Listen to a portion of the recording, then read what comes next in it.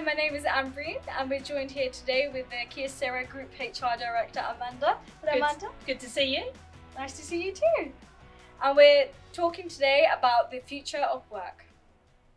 Social etiquette seems to be in quite short supply these days. That's not taught very much in our modern day and age. Unlike previous generations, today's school leavers seem to struggle when it comes to face-to-face interactions, creating emails, or even writing letters. Even small things like putting your smartphone away or engaging in conversations with others. Do you think that there needs to be a partnership between education and employers to teach these valuable social skills? It's a really, I'm going to say, topical topic. We are struggling, I would say, certainly in our current employment, to see how young people are transitioning into the world of work. I know that the government have put campaigns in the background to try and look at apprenticeships, T-levels. They've even had Kickstarter workplaces to try and encourage more younger people to transition into work, but it's tough. And the world of work is changing and has changed, and we are seeing less and less, I'm going to say, opportunities being advertised for young people. So there was a survey by Sybil who looked at young school leavers. 12,000 people are interviewed, and they're asked, what do you want to do when you leave school? And 75% of them indicate they want to go into higher education. So there's been a big change and shift to try and positively encourage people to stay in school for longer. So you're staying in school till you're 18, and now more people want to find themselves doing further education. So that we've lost some capacity to get people into jobs early, to get them learning those social skills, those social kind of manners, really, of everything from putting your phone down and your device to understanding digital distraction. And it's hard because the world of work means that quite a few of us are having to use digital tools to perform our job. You're trying to strike a blend between encouraging and fostering digital adoption, and at the same time learning how we can prevent, shall we say, the negative sides. So are we more likely to see people struggling with manners? To some level, yes. But the practices that we might have adopted 2 years ago or even 10 years ago to try and learn how to meet with a group of people, how to have coffee at a machine or a shared workspace, or how to kind of come and interact in larger meetings when lots of people are present, that's much more challenging in an office environment where not everyone is in an office 5 days a week. We do have partnerships, interestingly, with different education institutes. Sometimes it's our local schools, sometimes it's on a national scale, and I will certainly try and participate in national surveys and or, I'm going to say, groups that are trying to influence the future of work. But that is tough. We've just recently had a government change. Sometimes these bodies don't always carry on in the same way, and there isn't necessarily a centralised place right now to go for young people. It's like there isn't that campaign for employers so that we can tap in and go grab these apprenticeships, because the schemes themselves aren't always delivering the results they want. But I will say, I've been a school governor for 10 years. I do see schools attempting to put in place those social skills, but they have limited budgets, and they are also trying to, I'm going to say, manage and think about how they invest their time to educate people, and they are largely targeted on helping those children to do academically well, but that doesn't always translate into the workplace. So for us, we do need to keep those relationships open and fostered. We do have to encourage an environment where that early career potential is supported, and we have to see how we can adopt that in a more modern workplace, and it's something that's on our agenda for the next few years. So an Amnesty International study which found that 41% of respondents said climate change was one of the most important issues facing the world.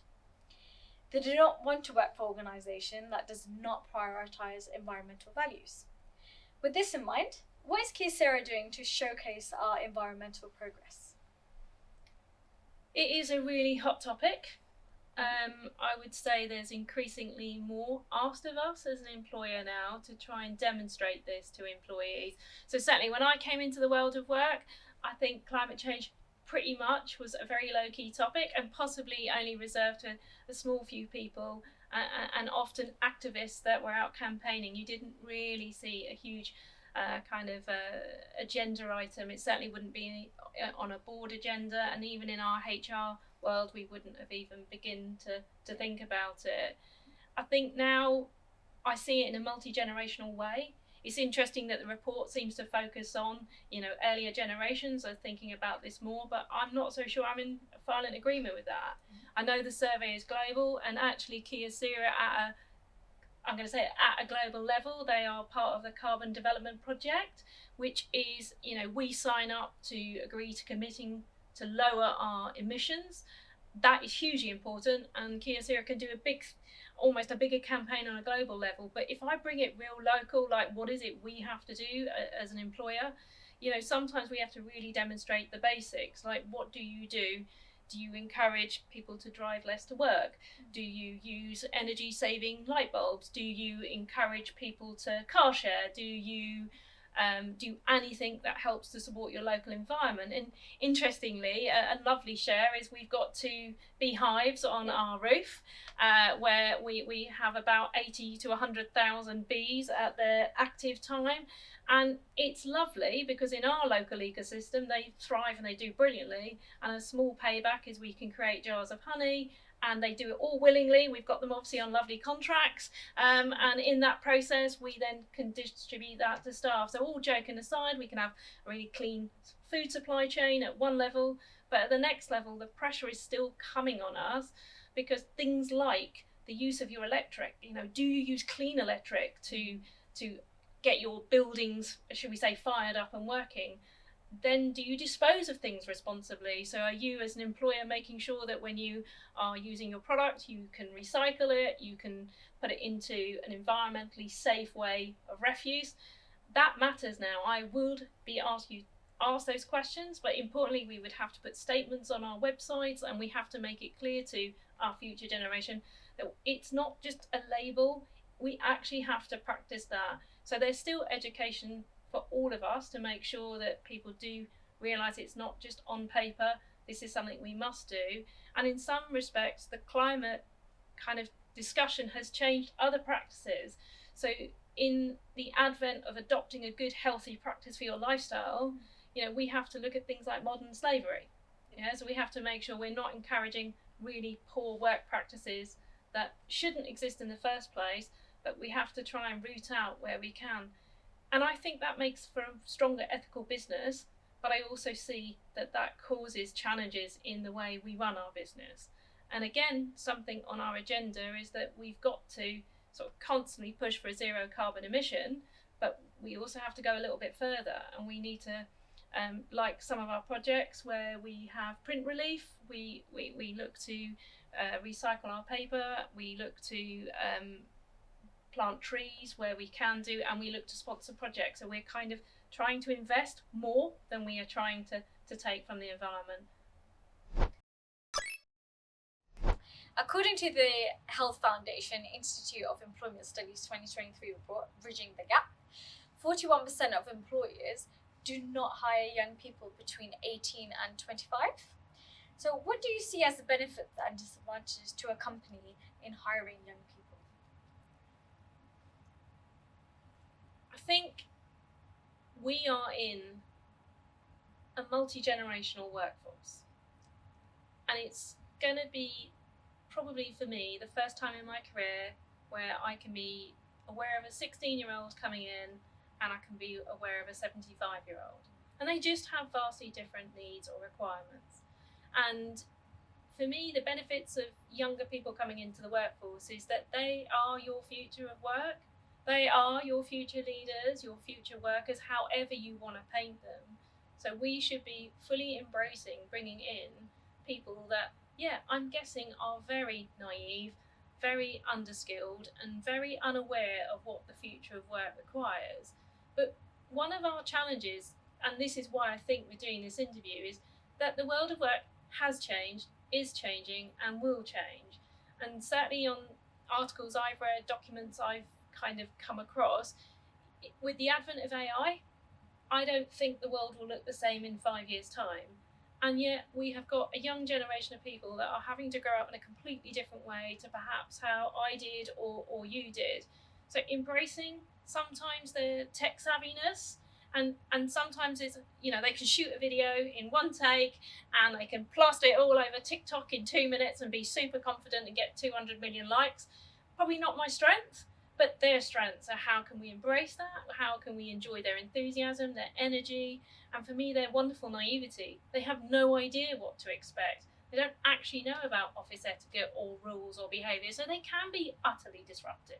You know, so a negative can be, you know, their soft skills are baking. They haven't really actually worked out how things work, what should be done, almost what the rules are, assuming there are rules in the environment that you work. And yeah, there's a limitation because you've got to invest in them, but that is also a real benefit, because any new person coming into an organisation often asks sometimes routine questions that really get to the nub of an issue. And I would definitely say that if you can foster an environment where people feel confident to speak up, so I do see this now in education, there is more encouragement to have a voice. I wish sometimes the encouragement came with responsibility, yeah? So just blasting over social media your thoughts isn't necessarily responsible blasting. It would be good to see that kind of almost fostering done inside the workplace, which is we need people to have views and opinions and share ideas, and we want to benefit from their different types of creativity, because where once upon a time we might create a document or a policy, they'd be like, no, can we shoot a video and let's engage in a debate? And it's like, yeah, actually that might look and feel different, but the reality is it feels fresh. And if we kind of imagine the worlds of AI colliding with their, I'm going to say, their maturity, their development, they will come in at a point where we don't understand it. Our crossroads are completely different. We didn't grow up in a tech savvy way. Most of us were just discovering, shall we say, the world of work pre the computer, and they've never known it any different. So I think they have got things that they can teach us. And I do think the strongest benefit for us is that they are more aware of the context inside that world than we will ever be. Obviously they suffer with it as well, yeah, so it does have some of the, yeah, I'm going to say the worries of people not understanding their online presence, not understanding how they are connected, and I'm going to say their footprint. They don't quite understand their digital footprint, whereas we might be a bit more nervy about writing something that is a little bit risky. They won't. So how do we then get that blend into our day-to-day world, but also leverage it, because they can somehow become an overnight influencer just by posting 2 videos, and we're still struggling on LinkedIn to work out like who to connect with, yeah? So it's kind of, I think there is a real world for our young people, and I would like them, you, if you're watching, to try and encourage yourself to take part in that world of work and shape that thinking for us, because we need it. And I'm at the other stage of my life where I won't be around in 20 years in the world of work, most probably. So they need to shape it, not people like me. And that's really, really encouraging. Thank you, Amanda.